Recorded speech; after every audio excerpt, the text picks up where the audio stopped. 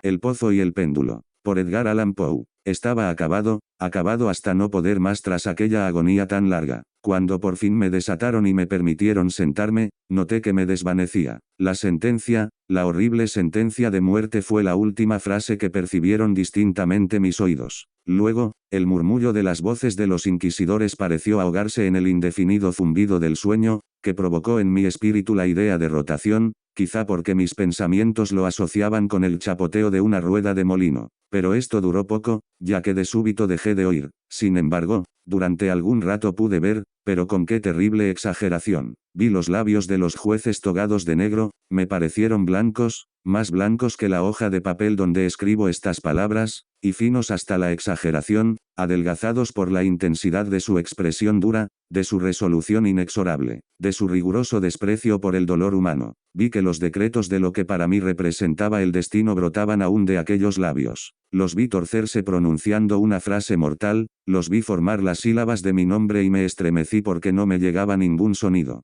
Durante esos momentos de espanto frenético vi también oscilar, blanda y casi imperceptiblemente, las negras colgaduras que cubrían las paredes de la sala y mi vista cayó sobre los 7 hachones colocados sobre la mesa. Al principio me parecieron emblemas de caridad y los imaginé blancos y esbeltos ángeles dispuestos a salvarme. Pero en ese momento, y de súbito, una náusea letal invadió mi alma y sentí que todas las fibras de mi ser se estremecían como al contacto de los hilos de una batería galvánica. Mientras las formas angélicas se convertían en vacuos espectros de cabezas llameantes, entonces comprendí que ninguna ayuda debía esperar de ellos. Como una magnífica nota musical, se abrió paso en mi imaginación la idea del dulce reposo que nos espera en la tumba, llegó suave, sigilosamente, creo que pasó algún tiempo antes de poder apreciarla en toda su plenitud. Pero en el preciso instante en que mi mente la captó y acarició, las figuras de los jueces se desvanecieron como por arte de magia, los altos hachones se abismaron en la nada, sus llamas desaparecieron y sobrevino el negror de las tinieblas. Todas mis sensaciones parecieron precipitarse en una caída hacia el abismo, como la del alma en el Hades. Y luego el universo fue solo silencio, quietud y noche. Me había desvanecido, pero no puedo afirmar que hubiera perdido del todo la conciencia. No intentaré definir lo que de ella me quedaba y menos describirla, pero no la había perdido del todo. En medio del más profundo sopor, no, en medio del delirio, no, en medio del desvanecimiento, no, en medio de la muerte, no, hasta en la misma tumba no todo se pierde. Si fuera de otro modo no habría salvación para el hombre. Cuando despertamos del más profundo de los sopores, rompemos la telaraña sutil de algún sueño. Y, no obstante, un segundo más tarde, tan frágil puede haber sido esa tela, no, recordamos haber soñado. Cuando tras un desmayo volvemos a la vida, pasamos por 2 etapas, primera, la del sentimiento de la existencia moral o espiritual, segunda, la de la existencia física. Es probable que, si al llegar al segundo periodo pudiéramos evocar las impresiones del primero, halláramos todos los recuerdos elocuentes del abismo que se abre a nuestras espaldas. ¿Y ese abismo, qué es? ¿Cómo al menos podremos distinguir sus sombras de la tumba? Pero si las impresiones de lo que he llamado el primer periodo no acuden al llamamiento de la voluntad, no aparecen inesperadamente, tras un largo intervalo, sin ser solicitadas y mientras maravillados nos preguntamos de dónde proceden, quien nunca se haya desmayado no descubrirá extraños palacios ni rostros fantásticamente familiares en las brasas del carbón, ni contemplará flotando en el aire las melancólicas visiones que el vulgo no puede disfrutar, ni meditará mientras respira el aroma de una flor desconocida, ni sentirá la exaltación de su mente ante el misterio de una melodía que jamás había llamado antes su atención. Entre mis repetidos y reflexivos esfuerzos por recordar, entre pertinaces luchas por apresar algún vestigio de ese estado de aparente vacío en el que mi alma se había sumido, hubo momentos en que vislumbré el triunfo, brevísimos periodos en que llegué a condensar recuerdos que, a la luz de mi clarividencia posterior, solo podían referirse a ese estado de aparente inconsciencia. Esas sombras de recuerdos me presentan confusamente grandes figuras que me levantaron llevándome silenciosamente hacia abajo, siempre hacia abajo, hasta que un horrible vértigo me oprimió a la sola idea de lo infinito del descenso. También me recuerdan no sé qué vago terror que mi corazón experimentaba, precisamente por la sobrenatural calma que me invadía. Luego, viene el sentimiento de una repentina inmovilidad que invadió cuanto me rodeaba, como si quienes me llevaban, espectral cortejo, hubieran pasado en su descenso los linderos de lo ilimitado y descansaran del hastío infinito de su tarea. Mi mente recuerda más tarde una sensación de acrimonio y humedad, y luego, todo es locura, la locura de un recuerdo que se agita entre cosas abominables. De pronto, vuelven otra vez a mi espíritu el movimiento y el sonido, el movimiento tumultuoso de mi corazón y el rumor de sus latidos. Luego una pausa en la que todo es confuso. Luego otra vez sonido, movimiento y tacto, como una sensación de vibrante hormigueo por todo el cuerpo. Y luego la simple conciencia de mi existencia sin pensamiento, algo que duró mucho tiempo. De pronto, bruscamente, el pensamiento, un terror que me producía escalofríos y el esfuerzo más ardiente por comprender mi verdadera situación. A esto sucedió un vivo afán de recaer en la insensibilidad. Luego un brusco revivir del espíritu y una afortunada tentativa de movimiento. Y, entonces, el recuerdo completo del proceso, de los jueces, las negras colgaduras, la sentencia, mi debilidad y el desmayo. Y el total olvido de lo que ocurrió. Después, de todo lo que tiempos posteriores y la constancia más tenaz me han permitido recordar vagamente. Hasta ese momento no había abierto los ojos, pero sentí que estaba tendido de espaldas y sin ligaduras. Alargué la mano, que cayó pesadamente sobre algo húmedo y duro. La dejé descansar allí durante unos minutos mientras hacía esfuerzos por adivinar dónde me hallaba y qué era de mí. Sentí gran impaciencia por abrir los ojos, pero no me atrevía porque me espantaban. No es que temiera contemplar cosas horribles, sino que me aterrorizaba la posibilidad de que no hubiera nada que ver. Por fin, con mi corazón lleno de atroz angustia, abrí de golpe los ojos y mis espantosas suposiciones se confirmaron. Me rodeaba el negror de una noche eterna. Me parecía que la intensidad de aquellas tinieblas me oprimía y sofocaba. Traté de respirar, la atmósfera era de una intolerable pesadez. Permanecí inmóvil y acostado haciendo esfuerzos por utilizar mi razón. Evoqué los procesos inquisitoriales procurando deducir mi situación verdadera a partir de ese punto. La sentencia había sido pronunciada y tenía la impresión de que desde entonces había transcurrido mucho tiempo. Pero ni por un solo momento imaginé que estuviera realmente muerto. Semejante suposición, pese a todas las ficciones literarias, es totalmente incompatible con la existencia real. Pero ¿dónde me hallaba y en qué estado? Sabía que los condenados a muerte fallecían con frecuencia en los autos de fe. Una solemnidad de esta especie se había celebrado aquella misma noche. Me habían devuelto a mi calabozo en espera del próximo sacrificio, que no se celebraría hasta varios meses más tarde. Al punto comprendí que era imposible. En aquel momento había una demanda inmediata de víctimas. Por otra parte, mi primer calabozo, como todas las celdas de los condenados en Toledo, estaba empedrado y tenía algo de luz. Repentinamente una horrible idea aceleró los pálpitos de mi sangre, que se agolpó a torrentes hacia mi corazón. Por breves instantes recaí en la insensibilidad. Cuando me repuse, me erguí temblando convulsivamente y tendiendo desatinadamente los brazos en todas direcciones por encima de mi cabeza y a mi alrededor. No sentí nada, pero temblaba ante la idea de dar un solo paso por temor a tropezar contra los muros de una tumba. Brotaba el sudor por todos mis poros y tenía la frente empapada de gruesas gotas frías. A la larga, la agonía de la incertidumbre terminó por hacerse intolerable, y cautelosamente avancé con los brazos tendidos y los ojos desorbitados con la esperanza de captar el más débil rayo de luz. Di algunos pasos, pero todo seguía siendo vacío y negrura. Respiré con mayor libertad, por lo menos parecía evidente que el destino reservado para mí no era el más espantoso de todos. Entonces, cuando avanzaba cautelosamente, resonaron en mi memoria los mil vagos rumores que corrían sobre los horrores de Toledo.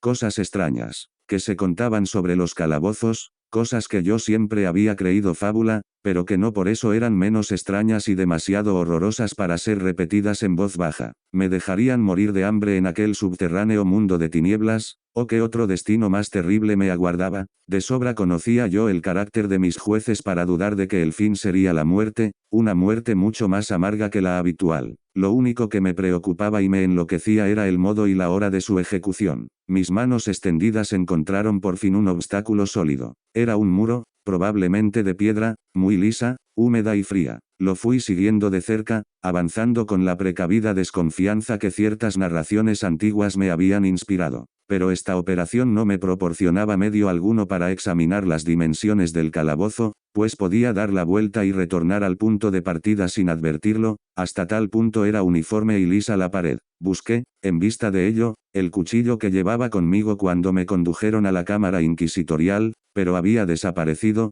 pues mis ropas fueron cambiadas por un sayo de grosera estameña. Para comprobar perfectamente mi punto de partida, había pensado clavar la hoja en alguna pequeña grieta de la mampostería. Aunque la dificultad tenía fácil solución, me pareció insuperable al principio debido al desorden de mi mente. Rasgué una tira del ruedo de mi vestido y la extendí en el suelo formando ángulo recto con el muro. Recorriendo a tientas el contorno del calabozo tendría que encontrar el jirón de tela al completar el circuito. Por lo menos era lo que yo creía, pero no había tenido en cuenta ni las dimensiones de la celda ni mi debilidad. El suelo era húmedo y resbaladizo. Avancé tambaleándome un trecho, pero luego trastabillé y caí. Mi gran fatiga me indujo a seguir tumbado y el sueño no tardó en embargarme. Al despertar y extender el brazo hallé a mi lado un pan y un cántaro de agua. Me encontraba demasiado agotado para reflexionar y bebí y comí ávidamente. Poco más tarde reemprendí mi viaje en torno al calabozo y trabajosamente logré llegar a la tira de estameña. En el momento de caer al suelo había contado 52 pasos, y desde la reanudación del camino hasta encontrar el trozo de tela, 48. De modo que en total había 100 pasos. Suponiendo que 2 pasos constituyesen una yarda,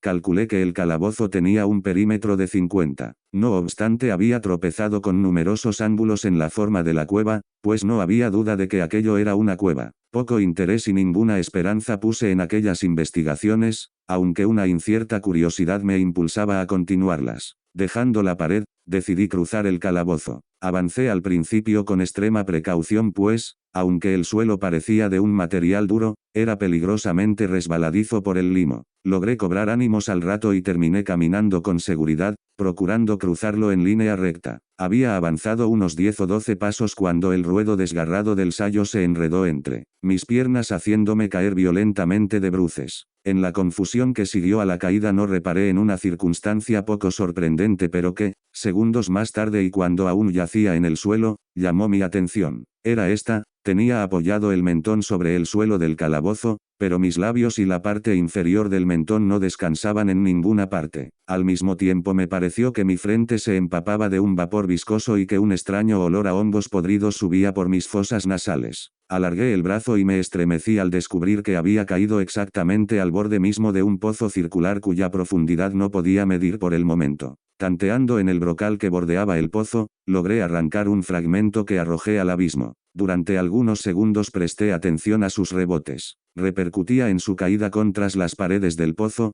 por último se hundió en el agua con un chapoteo lúgubre al que siguieron pesados ecos. En ese mismo instante percibí un ruido sobre mi cabeza, como de una puerta que se abre y se cierra rápidamente, mientras un débil rayo de luz cruzaba instantáneamente la negrura y volvía a desvanecerse. Con toda claridad comprendí el destino que se me preparaba y me felicité por el oportuno accidente que me había impedido caer. Un paso más y el mundo no hubiera vuelto a saber de mí. Aquella muerte, evitada a tiempo, tenía justamente el carácter que yo había considerado fabuloso y absurdo en las historias que sobre la Inquisición había oído contar. Las víctimas de su tiranía no tenían más alternativa que la muerte, una muerte llena de crueles agonías físicas u otra acompañada de abominables torturas morales. Yo estaba destinado a esta última. Mis largos sufrimientos habían abatido mis nervios al punto que bastaba el sonido de mi propia voz para hacerme temblar y me consideraba por todos motivos la víctima ideal para la clase de torturas que me aguardaban. Estremeciéndome de pies a cabeza, retrocedí a tientas hasta la pared,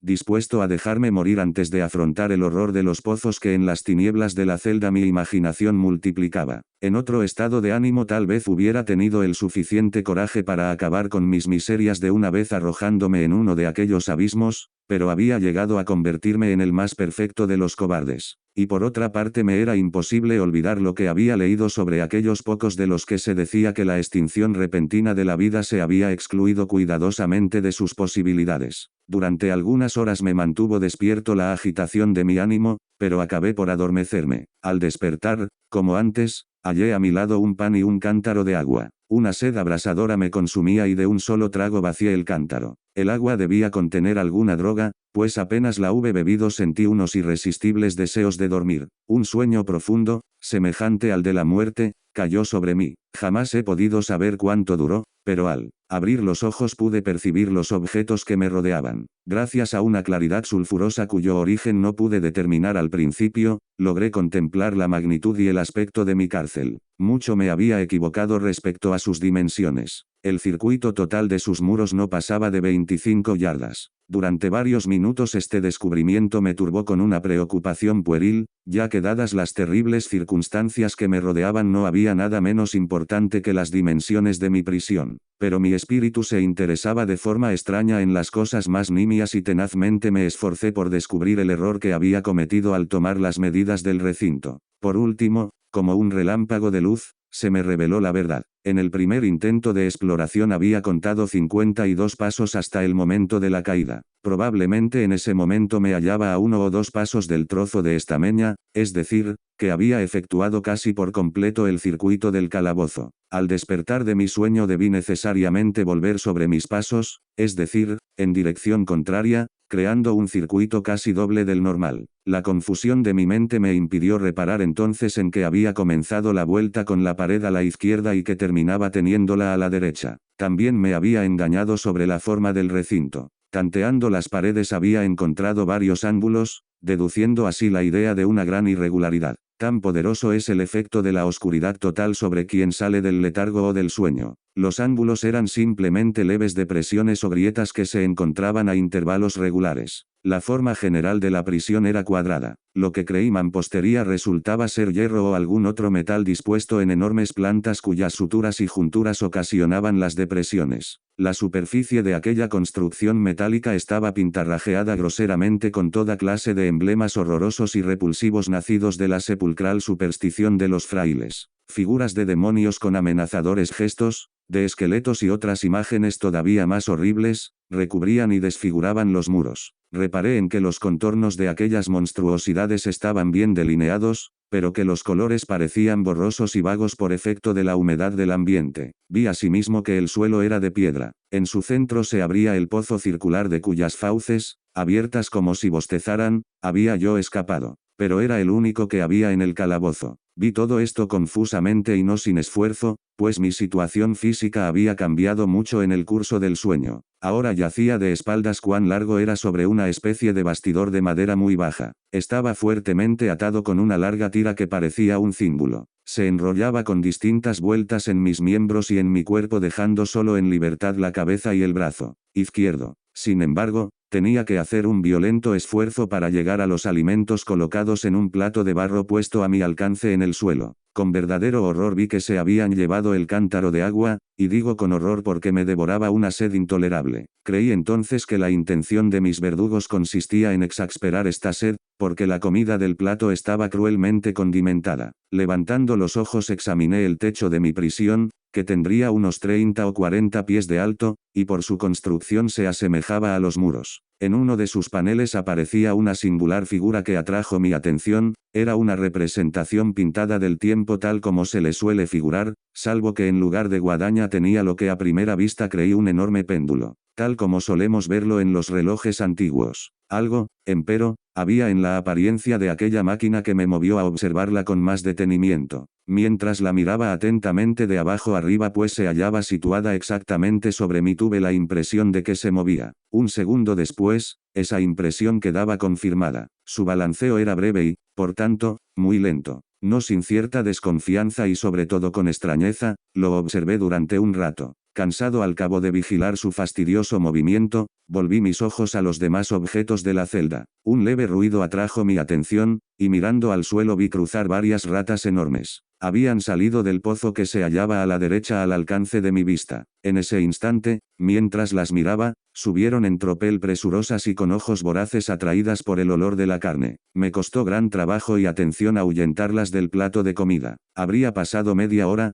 quizás una entera pues solo tenía una noción imperfecta del tiempo cuando volví a fijar los ojos en lo alto. Lo que entonces vi me dejó atónito y sorprendido. El camino del péndulo había aumentado casi 1 yarda y, como secuela natural, su velocidad era mucho mayor. Pero lo que más me impresionó fue la idea de que había descendido visiblemente. Observé entonces y puede suponerse con cuánto horror, que su extremo inferior estaba formado por una media luna de brillante acero cuya larga punta tendría un pie aproximadamente. Los cuernos estaban dirigidos hacia arriba y el filo, cortante como una navaja, pesado y macizo, se iba ensanchando hasta rematar en una ancha y sólida forma. Se hallaba fijo a un grueso vástago de bronce y todo el mecanismo silbaba balanceándose en el espacio. Ya no había duda alguna respecto al destino que me había preparado la horrible ingeniosidad de los monjes. Los agentes de la Inquisición habían previsto mi descubrimiento del pozo, sí, cuyos horrores estaban reservados a un hereje tan temerario como yo,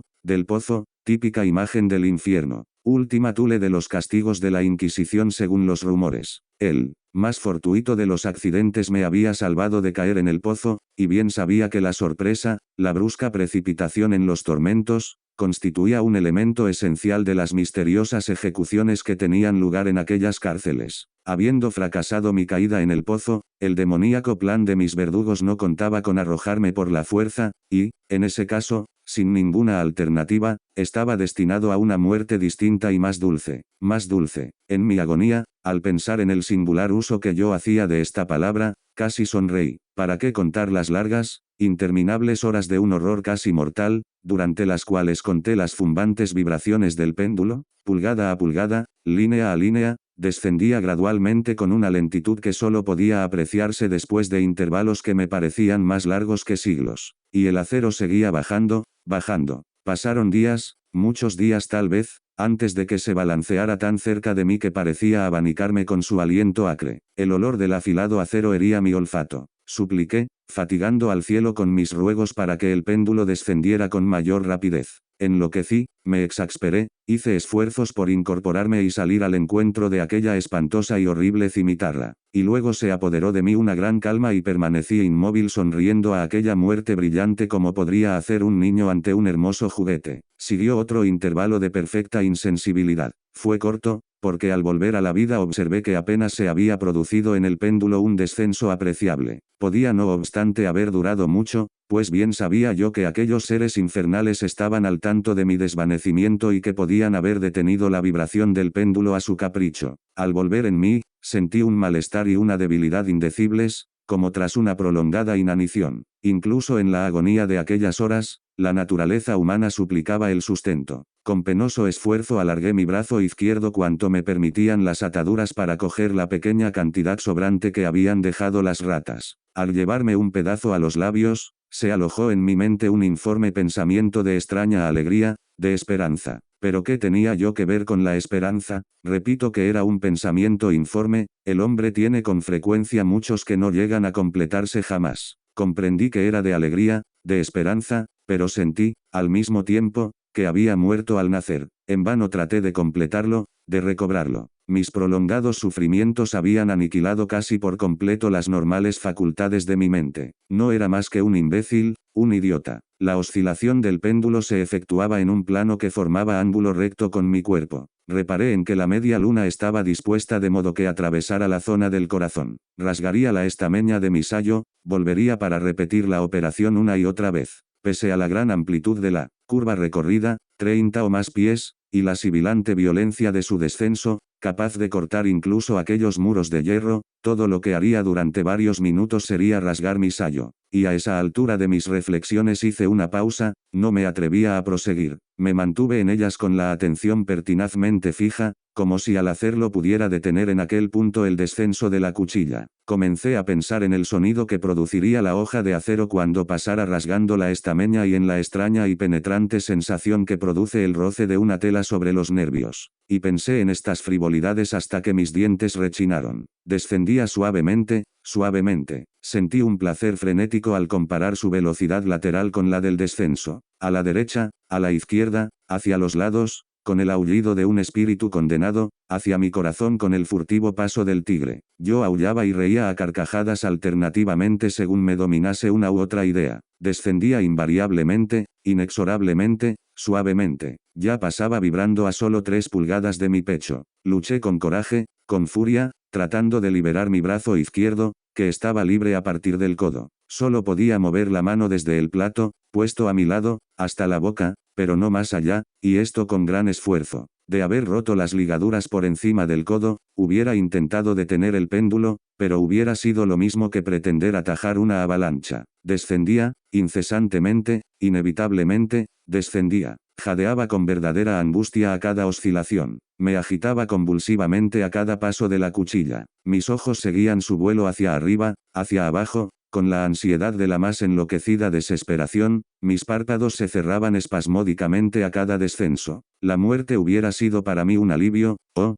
qué alivio tan inefable. Y, sin embargo, cada uno de mis nervios se estremecía al pensar que el más nimio deslizamiento del mecanismo precipitaría sobre mi pecho aquella reluciente, afilada cuchilla. Era la esperanza lo que hacía estremecer mis nervios y agitaba mi cuerpo. Era la esperanza, esa esperanza triunfante incluso en el potro del suplicio, que susurra al oído de los condenados a muerte, incluso en los calabozos de la Inquisición. Comprobé que luego de 10 o 12 oscilaciones el acero se pondría en inmediato contacto con mi ropa, en ese momento invadió mi ánimo la penetrante y condensada calma de la desesperación. Por primera vez en muchas horas, quizá días, me puse a pensar. Acudió a mi mente la idea de que la tira o cíngulo que me ataba era de una sola pieza. Mis ataduras no estaban constituidas por cuerdas separadas. La primera mordedura de la cuchilla de la media luna sobre cualquier lugar de la correa, bastaría para desatarla, y con ayuda de mi mano izquierda podría desenrollarla. Pero qué terrible en este caso la proximidad del acero.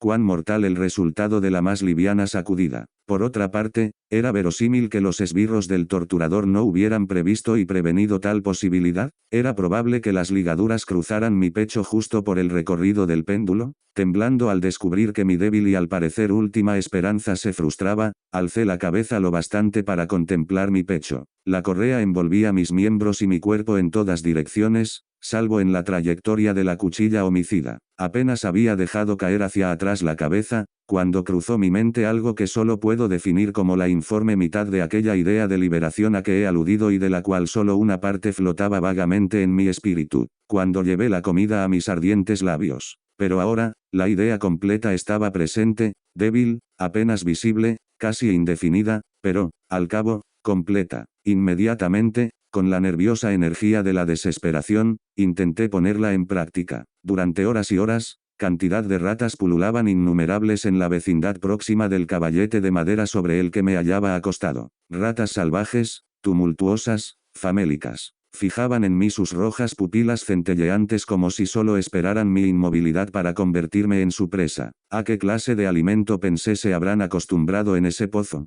Pese a todos mis esfuerzos por impedirlo, habían devorado el contenido del plato salvo algunos restos. Mi mano se acostumbró a un movimiento de abanico sobre el plato, pero a la larga la regularidad maquinal del movimiento le había restado eficacia. En su voracidad, aquella odiosa plaga clavaba sus afilados dientes en mis dedos. Cogiendo los restos de la aceitosa y picante carne que quedaba en el plato, froté vigorosamente con ellos mis ataduras hasta donde me era posible hacerlo, y después, retirando mi mano del suelo, permanecí completamente inmóvil, conteniendo la respiración. Los famélicos animales se asustaron y sorprendieron por lo repentino del cambio y el cese del movimiento. Retrocedieron alarmados y muchos se refugiaron en el pozo. Pero tal actitud no duró más que un momento. No fue vana mi confianza en su voracidad. Viendo que seguía sin moverme, una o dos de las más atrevidas se encaramaron por el caballete y olisquearon la correa. Ese fue el preludio de una invasión general. Un nuevo tropel surgió del pozo corriendo. Se colgaron de la madera, la escalaron y a centenares saltaron sobre mi cuerpo.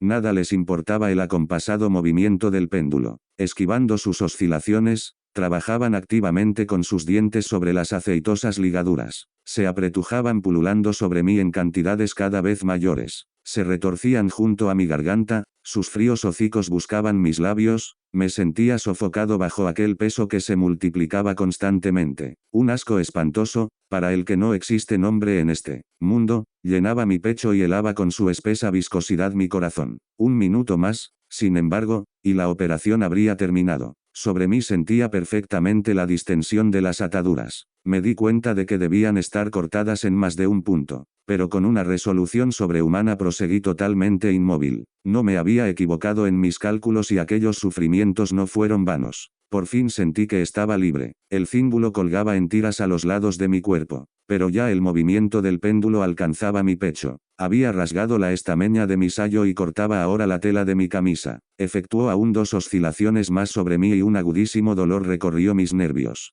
Pero ya había llegado el momento de escapar. A un ademán de mis manos huyeron tumultuosamente mis libertadoras. Con un movimiento tranquilo y decidido, prudente y oblicuo, lento y encogiéndome todo lo posible contra el caballete, me deslicé fuera de las ataduras, y más allá del alcance de la cimitarra. Cuando menos, por el momento, estaba libre, y en las garras de la Inquisición. Apenas hube escapado de aquel lecho de horror, apenas hube dado algunos pasos por el suelo de mi calabozo, cesó el movimiento de la infernal máquina, y la vi subir atraída hacia el techo por una fuerza invisible, hasta que desapareció. Aquello fue una lección que desesperó mi ánimo. Indudablemente todos y cada uno de mis movimientos eran espiados. Libre, apenas si había escapado de la muerte bajo la forma de una determinada agonía, para ser entregado a algo peor aún que la muerte misma. Pensando en ello, fijé nerviosamente los ojos en los muros de hierro que me rodeaban. Algo insólito, una alteración que al principio no pude apreciar claramente, se había producido en la estancia. Durante largos minutos en los que me sumí en una distraída y vaga abstracción,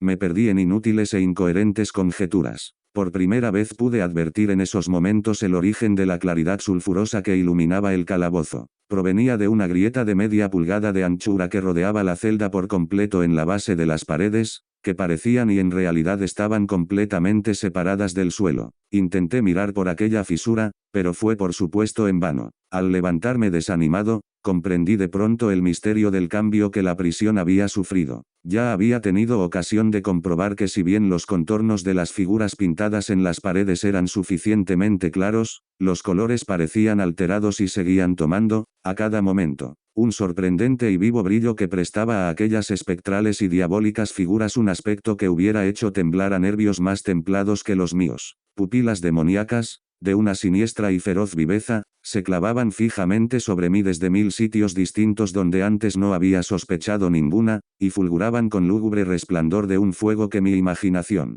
no alcanzaba a concebir como irreal. Me bastaba respirar para que llegase a mi nariz el olor característico que surge del hierro enrojecido. Ese olor sofocante se extendía por la celda invadiéndola. A cada momento un ardor más profundo se reflejaba en los ojos fijos en mi agonía. Un rojo más oscuro empezó a invadir aquellas horribles pinturas sangrientas. Yo jadeaba tratando de respirar, ya no cabía duda sobre la intención de mis verdugos, los más implacables, los más demoníacos de todos los hombres. Alejándome del metal ardiente, corrí hacia el centro del calabozo. Al meditar sobre la horrible destrucción por el fuego que me aguardaba, la idea de la frescura del pozo fue para mi alma un bálsamo. Me lancé hacia su borde mortal y, con algún esfuerzo, miré hacia abajo. El resplandor de la inflamada bóveda iluminaba sus cavidades más recónditas. Y, sin embargo, durante un minuto de desvarío, mi espíritu se negó a comprender la significación de lo que veía. Pero al cabo, aquello se abrió paso y avanzó hasta mi alma para grabarse a fuego en mi estremecida razón. Oh, una voz para expresarlo. Oh, espanto. Cualquier horror, menos aquel. Con un alarido me aparté del brocal y hundiendo mi rostro entre las manos sollocé amargamente. El calor aumentaba veloz, y una vez más levanté los ojos a lo alto temblando en un acceso febril. Un segundo cambio se había operado en la celda, un cambio relacionado con la forma. Como antes, fue en vano que tratara de apreciar o entender inmediatamente lo que ocurría. Pero no me dejaron mucho tiempo en la duda. La venganza de la Inquisición se aceleraba tras mi doble escapatoria y el Rey de los Espantos no concedía más pérdida de tiempo. Hasta entonces la celda había sido cuadrada. Ahora vi que 2 de sus ángulos de hierro se habían vuelto agudos y, los otros 2, por tanto, obtusos. Con un gruñido profundo y sordo el terrible contraste se acentuaba rápidamente. En un instante la celda cambió su forma cuadrada por la romboidal. Pero la transformación no se detuvo ahí y yo no deseaba ni esperaba que se detuviese. Podría haber aplicado mi pecho a los rojos muros como si fueran una vestidura de eterna paz. La muerte clamé. Cualquier muerte menos la del pozo insensato. ¿No era acaso evidente que aquellos hierros al rojo vivo no tenían más objeto que precipitarme en el pozo? ¿Resistiría acaso su calor? Y, suponiendo que lo resistiera, ¿cómo podría oponerme a su presión? El rombo se iba aplastando más y más, con una rapidez creciente que no me dejaba tiempo para mirar su centro y, por tanto, su diámetro mayor, Llegaban ya a las fauces del abismo. Intenté retroceder, pero los muros, al unirse, me empujaban con una fuerza irresistible. Por fin hubo un momento en que no quedaba en el piso del calabozo ni una pulgada donde posar mi chamuscado y convulso cuerpo. Cesé de luchar, pero la agonía de mi alma se exteriorizó en un agudo y prolongado alarido de desesperación. Me di cuenta de que me tambaleaba sobre el brocal, desvié la mirada. Oí un discordante clamoreo de voces humanas. Resonó una explosión, un huracán de trompetas, un poderoso rugido semejante al de 1000 truenos. Los terribles muros retrocedieron. Una mano tendida sujetó mi brazo cuando, desfalleciente, me precipitaba en el abismo. Era la del general Lasalle. El ejército francés había entrado en Toledo. La Inquisición estaba en manos de sus enemigos.